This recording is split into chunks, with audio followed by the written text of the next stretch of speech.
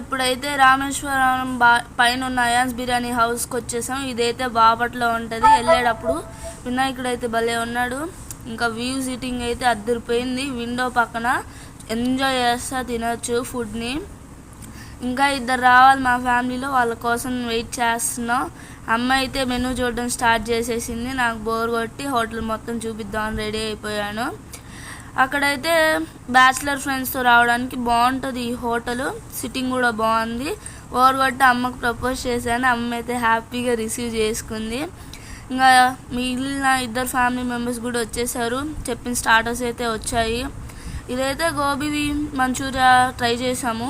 బయట తింటాం కానీ ఇక్కడ ట్రై చేద్దామని ఒకసారి అనుకొని ట్రై చేసాం. పర్లేదు, బాగానే ఉంది, ట్రై చేయొచ్చు ఒకసారి. తమ్ముడైతే బాగుంది అన్నాడు. అమ్మ అయితే ఇంకా సూపర్ అంది. డాడీని అయితే ఫస్ట్ టైం చూపించా యూట్యూబ్లో. బాగానే ఉంది అన్నాడు. కాస్త సిగ్గుపడ్డాడు కాసేపు. ఇదైతే కొంచెం స్పైసీగానే ఉంది. స్పైసీ తినే వాళ్ళకైతే బాగుంటుంది, చూసుకొని ఆర్డర్ చేయండి.